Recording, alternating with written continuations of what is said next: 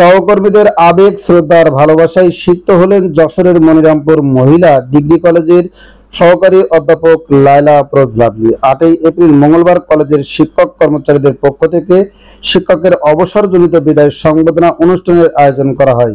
কলেজের ভারপ্রাপ্ত অধ্যক্ষ আফরোজা মাহমুদের সভাপতিত্বে ও সহকারী অধ্যাপক বাবুল আক্তারের সঞ্চালনায় বিদায়ী সংবর্ধনা অনুষ্ঠানে বক্তব্য রাখেন অধ্যাপক আব্বাস উদ্দিন, বিদ্যুৎ রায়, মিতা রায়, মঞ্জু বিশ্বাস, এম আলাউদ্দিন, মোহাম্মদ মফিজুর রহমান, মোহাম্মদ মিজানুর রহমান প্রমুখ।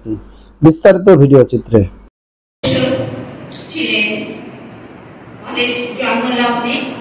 অফিস সহকারী মুশফিক ভাই, তাকে আমরা খুব অল্প সময়ের জন্য পেয়েছিলাম। তার আত্মার শান্তি কামনা করি। আমরা হারিয়েছি আমাদের সহকর্মী সুনীল মন্ডল, সোহান ভাই এবং বিধি ম্যাডামকে। তাদের আত্মার শান্তি কামনা করছি। আজকে এখানে আপনারা আমাকে যে শ্রদ্ধা এবং ভালোবাসায় স্নাতক করলেন, আমি হয়তো এর যোগ্য নই। তারপরও আমি আনন্দিত, গর্বিত। এটা আমার জীবনের পরম শ্রেষ্ঠ পাওয়া। কলেজ আমাদের জীবনে একটা তৃতীয় পরিবার। এখানে সবাই সেই পরিবারের সদস্য।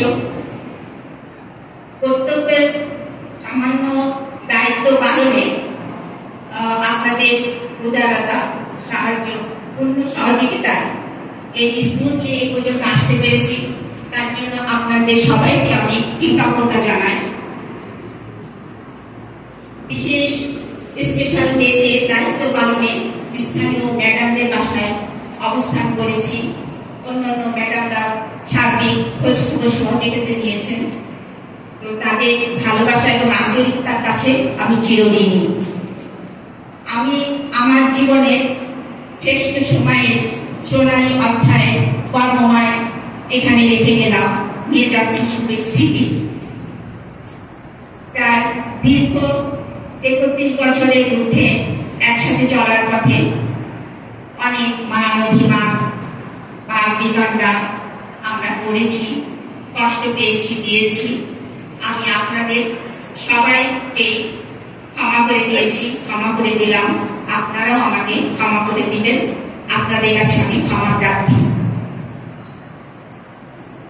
এবং এই টেস্ট হাতে নিয়ে আমি যতটা আনন্দিত পেলাম, তার থেকে আমি বেশি পরিপূর্ণ আনন্দ সেদিনই পাবো যেদিন আমার বিদায়ী স্যার ম্যাডামদের হাতে এরকম টেস্ট পৌঁছে যাবে। যদিও আমি 1993 সালে প্রথমে টেস্ট স্পর্শ করলাম, সত্যি এটা আমার আনন্দ। কিন্তু তারপরে আমি পরিপূর্ণ শান্তি সেদিনই পাবো যেদিন এটা সবার হাতে পৌঁছে যাবে। এবং কলেজ কর্তৃপক্ষ সে পরিকল্পনায় নিয়েছে, আমি সেখানে একটু বিশেষ অনুরোধ রাখছি। আপনারাও আমাকে আমার সুস্বাস্থ্য কামনা করবেন এই দোয়া চেয়ে আমি আমার কথা শেষ করছি। সবাইকে ধন্যবাদ।